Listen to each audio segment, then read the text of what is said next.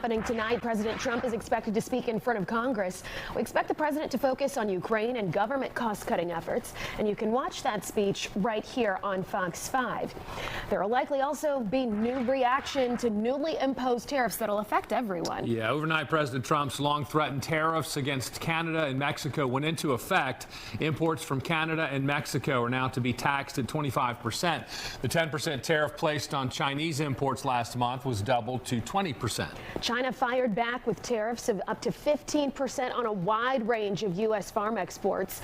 Canada announced tariffs on more than $100 billion of American goods over the course of 21 days. Later this morning, Mexico is expected to share its response. Well, now there are a lot of numbers at play here. So when it comes to these tariffs, this morning we're going to break down what this means for you. And for that, we turn to Good Day's Brooke Zahner, who joins us live from downtown Atlanta. Good morning, Brooke.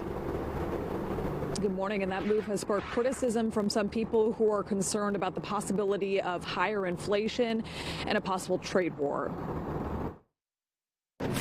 President Donald Trump's long-promised tariffs are now in effect as of Tuesday morning. The move impacts products from Mexico, Canada, and China, the three largest trading partners of the United States. A lot comes through Canada, and as Mexico gets stronger in terms of the border, it goes up to Canada, and a lot of drugs are coming in through Canada. Imports from Canada and Mexico are now taxed at 25%, with imports from China doubled to 20%. The impacts could be far-reaching for Americans, impacting everything from the prices of cars, homes, gas, and even some groceries like avocados, which are grown primarily in Mexico. Democrats have been quick to criticize those tariffs. These kinds of broad-based tariffs are only going to hurt American people. A lot of people that did vote for him are going to wonder what's going on. Why is he implementing policies that are making my electricity bill go up? The White House says it's making good on its promises to hold other countries accountable, to halt illegal immigration and stop the flow of illegal drugs to the United States. President Trump also says he wants to eliminate what he calls a trade imbalance and push more factories to relocate to the United States. We're so dependent